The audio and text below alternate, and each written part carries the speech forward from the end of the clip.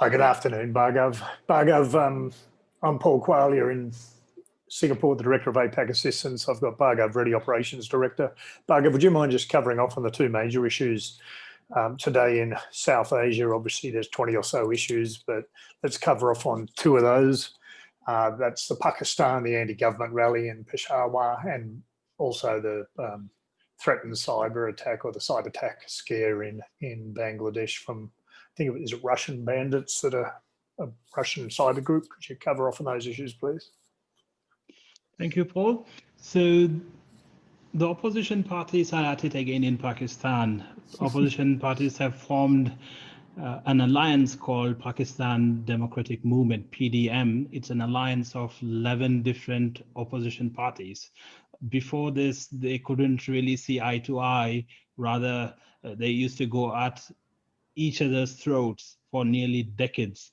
But now they have a common enemy in Imran Khan, who is backed by the military. In fact, the military is the actual target, and they continue to allege that the government is still controlled by the military from behind the curtains. Now, the protest itself attracted nearly 100,000 protesters, apparently, and there was heavy security all around. Nearly 1,000 paratroopers, including police, local police, and the central police, were deployed. More importantly, for businesses in Pakistan, they need to keep a closer eye.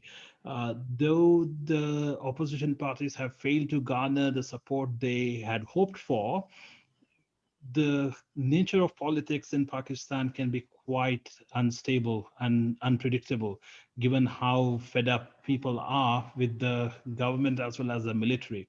At the moment, people are quite disillusioned by the governments of the opposition parties in the last 2 decades. This includes People's Party, led by the late Benazir Bhutto, now led by her son Bilawal Bhutto, who was actually present at the protests, and Nawaz Sharif, who was recently jailed, and his daughter is leading the charge, who was also at the protest, Mariam Nawaz. So for businesses need to have a closer eye on the opposition movements, though at the moment they are unlikely to disturb peace in major cities like Lahore or Karachi. But they may, however, garner more support in some of the conservative areas like Peshawar. Peshawar is known to be quite conservative and stronghold of some of the religious or radical parties like JUIF, Jamaatul Islami, Jamaatul Ulema Islami, led by Fazlur Rahman, who was actually leading the protest yesterday. So if we can move on to another issue in Bangladesh.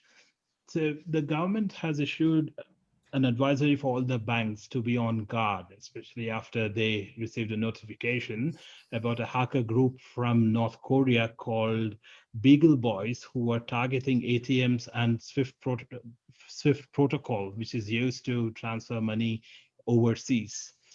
Now, this is something which was expected in a country like Bangladesh, which had a banking system which was still underdeveloped until recently.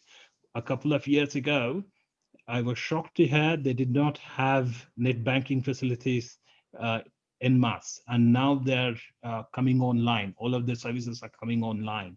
So such threats were expected earlier, and they're actually being noticed now. And the government has issued a preemptive alert to all the banks, especially Bangladesh Bank, and there was one more bank which was involved in a similar attack. No details of the actual attacks have been revealed yet, but they have particularly mentioned ATMs which are being targeted, and some of these banks have shut the ATM services as well. So businesses need to be very careful while handling cash, and they need to make sure their cybersecurity protocols and their bank interactions are secured. We advise that businesses get in touch with their respective banks and ensure all of their passwords and security protocols are are updated and reset to be on the safer side.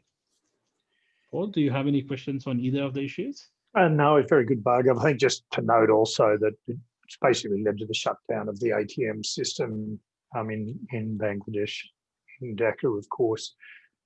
The other thing to note is a lot of the banks in every country make the same mistake. They use the same internal people and the same providers over and over again. So they're always looking at the issue and seeing it from the same angles. You really need to keep an agile approach and not see cyber as simply an electronic issue. It interacts with how you recruit, how many disgruntled people you have, how many people have mental illnesses, how many people have gambling problems, and interacts with your physical security. And you don't necessarily need security auditors, you need auditors that think like the devil, because they can actually, instead of telling you you're compliant, can actually uncover their vulnerabilities. And you need to look at your coding and look at your design of your system, both physical and electronic, to ensure that you identify vulnerabilities before groups like the one identified in North Korea do. Just on that note, we'll close it off. We also cover another 16 developments in South Asia. You can contact us at info@apacassistance.com. We also cover East Asia Pacific, North Asia, and Australasia and Pacific on a daily basis. So don't hesitate to contact us at info@apacassistance.com. Thanks, Bhargav. Great work.